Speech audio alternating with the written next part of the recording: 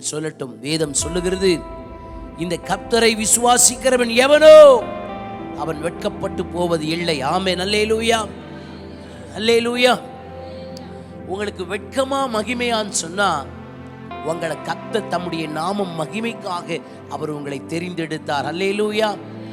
என் நாமம் மகிமைக்காக, என் நாம மகிமைக்காக, ஆண்டவருடைய நாம மகிமைக்காக தான் தேவன் தம்முடையவர்களை தமக்காக ஏற்படுத்தினார். ஆகையினாலதான் பார்வோனிடத்துல போயிட்டு மோசே நிற்கிறார். அப்படி நிற்கும் பொழுது என்னன்னு சொல்றார் அப்படின்னு சொன்னா, எங்கள் தேவனாகிய கர்த்தரை மகிமைப்படுத்தும்படியாய், உயர்த்தும்படியாய், அவரை ஆராதிக்கும்படியாய் எங்களை நீங்க என்ன பண்ணிடுங்க, எங்களை அனுப்புங்க, எங்களை போக விடுங்க அப்படின்னு சொல்லி.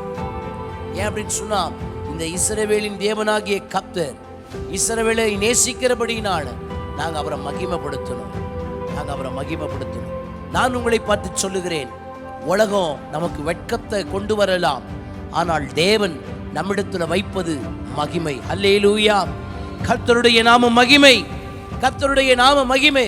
ஒருவேளை வெட்கம் போல சில காரியங்கள் நம்ம வாழ்க்கையில வந்தாலும், நான் சொல்லட்டும், உங்களுடைய விசுவாசம், உங்களுடைய நம்பிக்கை கர்த்தரை பற்றி இருக்கிறதான அந்த பற்றுதல் எதை கொடுக்கும் அப்படின்னு சொன்னா, நீங்க வெட்கப்பட்டு போவது இல்லை. அல்லேலூயா. யாரையும் நம்பி ஆலயத்துக்கு வர்றதில்லை, பாஸ்டரை நம்பியோ யாரை நம்பியோ இல்லை, தேவனை நம்பி, அவருடைய வார்த்தையை நம்பி வருகிற ஒவ்வொருவரையும் தேவன் வெட்கப்படுத்துவதே இல்லையாம், வெட்கப்படுத்துவதே இல்லையாம்.